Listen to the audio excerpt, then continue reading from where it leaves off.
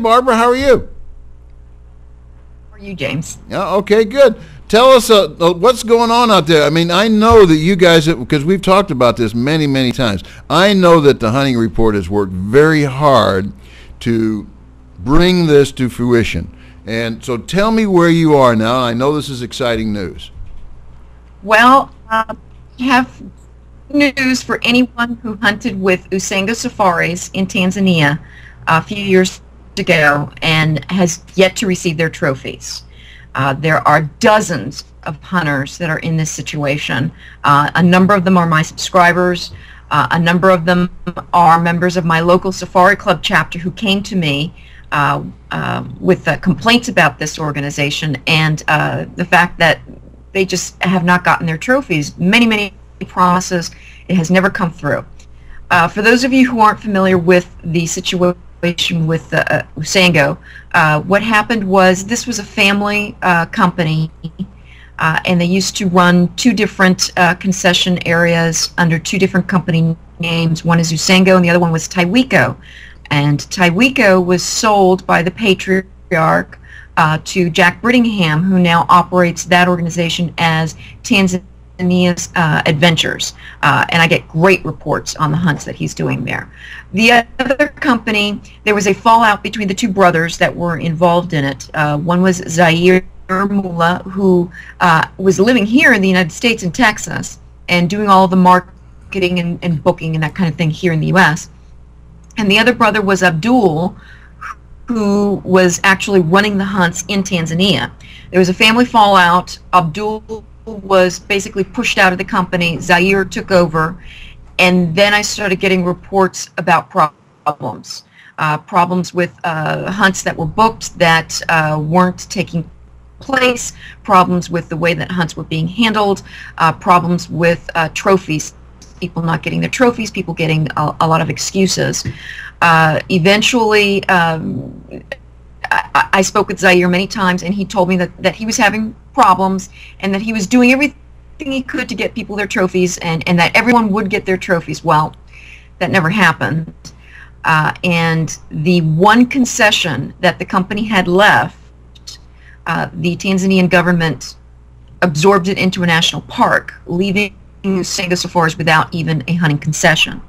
At that point, they gave them a concession, what's called an open area, which means Tanzanian nationals could hunt there, and conceivably at the same time that you would be hunting there as a client. So it was not exclusive use of that concession, and nobody wanted to hunt there, and Usengo safaris has subsequently gone by the wayside. It is no longer in operation.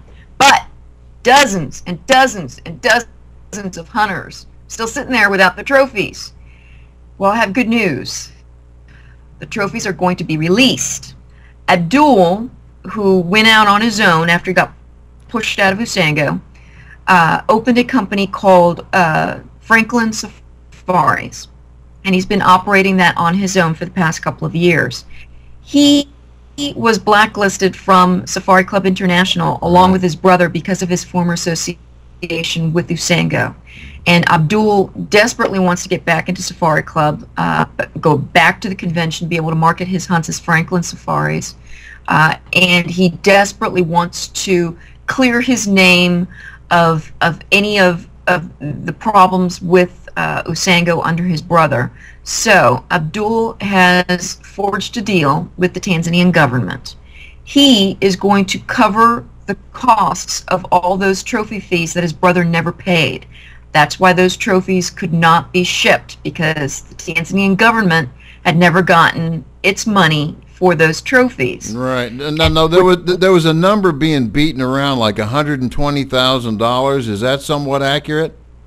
Yes, from what I understand, it's up to $130,000 in trophy fees that Abdul is somehow going to pony up and pay for these and get these trophies released to the former Usengo clients, so that everything can be squared away, and that I understand will satisfy Safari Club, and he'll be able to return to Safari Club to market his hunts as Franklin Safaris. Okay, very good. Now I know that the Hunting Report's been working on this for a while. Is that not true? You and the staff have put a lot of hours into this. Is that correct?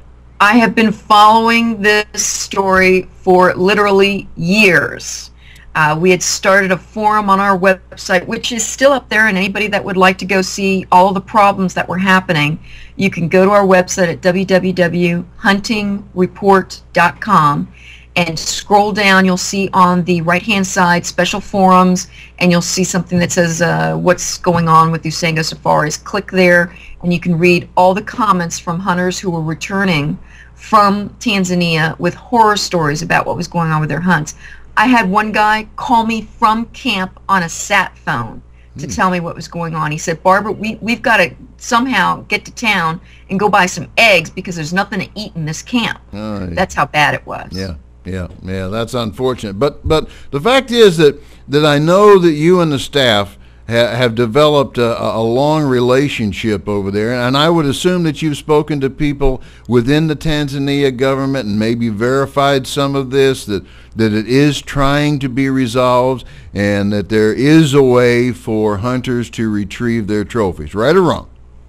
I am in communication with the director. He's supposed to get back to me with the final details of the agreement are, and I am collecting from hunters who were affected by this any paperwork that they have, invoices that show when they hunted and what animals, what trophies they took and paid for. Or there's a few hunters that, quite frankly, they took animals and did not pay for the trophy fees because they realized things were not right and they weren't going to get their trophies. Okay. So anybody that's in that situation as well should get with me and get me their information so that we can get this squared away and get their trophies released to them. Okay, I have a question on the chat room. Do you know how many animals are being held up? And the other question is, do you know how many hunters are involved in that in this problem? Between my subscribers and Miami SCI hunters that I know alone, there's a dozen at least. Okay. I know that there's more than that. I don't know the exact number of the trophies involved yet. I don't think that they're 100% sure how many of them there are either. That's why they want hunters who are affected to contact me, get me all their information so that I can turn it over to them, and they can have someone go through all of those backed up trophies and match their trophies to their paperwork so that they can pull them and get them shipped. Okay. I know that a number of these trophies are already packed and in a shipping crate waiting to be moved. Those are going to be inspected to make sure that they're still in good quality condition, and I understand that arrangements are being made so that any trophies that are ruined, I am told, and this is what I'm waiting to hear from the director himself, I am told that the director has agreed to issue a new hunting license and permit for that species without charging the hunter. Now, the hunter would still have to obviously travel to Tanzania. Sure. And will have to make arrangements for a guided hunt, but his license and his trophy fee will be covered. Right. I think there's a couple of points here we should touch on. Number one, you and your staff have spent a lot of time bringing this to where it is now. Now, if they go to your website, do you have a form already filled out, or do you just have a list of paperwork that you need? Oh, I don't have a form on our website. What I need is copies of your invoices. And you can either fax those to me or email them to me as a PDF. And I believe I provided the fax number and the email address that people should send them to me at. It's on there in several places. I know they can find that. It's a wonderful site anyway. You should go there for whatever reason. But Barbara, thank you very much for all the hard work you and your staff have put together on this. Keep us up to date. Let us know how many people have contacted you. I know there's a lot of frustration around this, and I'm sure there'll be a lot of people out there very happy to contact you and get some further information. So please, listeners, if you're involved in this, let me just close on this note, though, and Barbara, support me on this, that let this not be a reflection of the way outfitters handle business in Tanzania. Yes, this is an exception. Yes.